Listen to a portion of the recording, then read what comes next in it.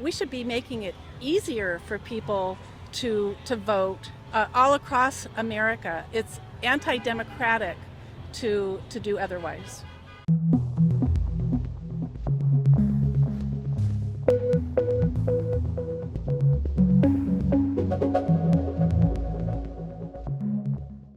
States with Republican legislatures are redrawing congressional maps ahead of the midterms to gain more seats.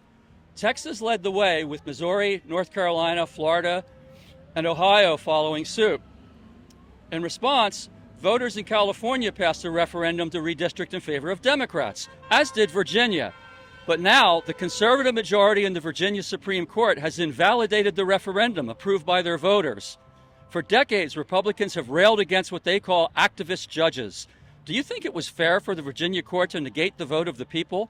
Would you call them activist judges? And do you think MAGA Republicans would even get the irony?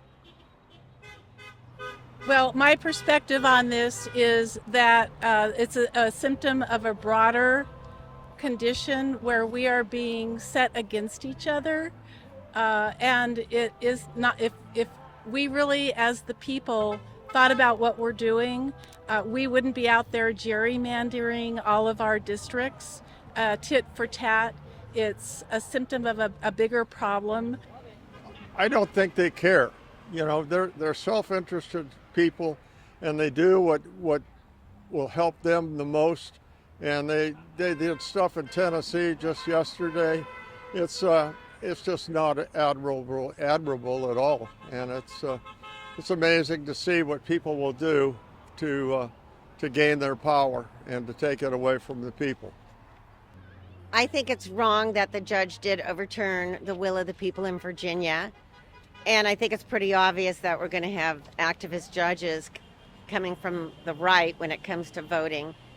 Of course, Republicans project all their paranoia and conspiracies, you know, going back to Pizzagate.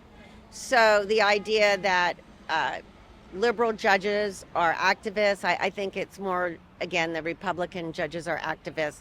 I mean, look at all the things that they've done with women's health care and taking away their rights.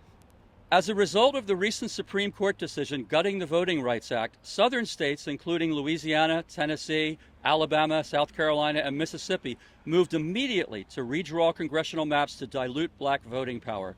Does this fly in the face of Justice Alito's claim that discrimination no longer exists?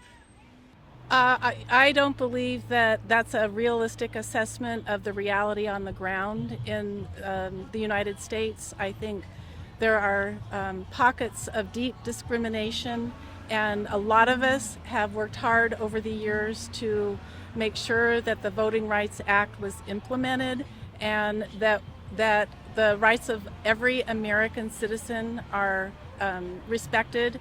And as a democracy, we should be making it easier for people to vote all across America. It's anti-democratic to do otherwise. Justice Alito justified the recent decision to gut the Voting Rights Act by saying black voter turnout exceeded white turnout in 2 of the last 5 presidential elections, both nationally and in Louisiana.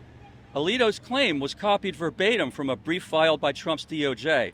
It turns out that the DOJ's data analysis was based on deliberately faulty methodology that incorrectly skewed the results. Do you think Alito and the majority should reconsider their decision, or is this another example of the court doing Trump's bidding? I think they're doing Trump's bidding, and I think it should be reviewed and reassessed. I don't agree with what the Supreme Court is doing. They're not making sense to me. I absolutely think that it should be reconsidered, and I think this is a stellar example of how this administration excels in disinformation, and all Americans should be really concerned about that.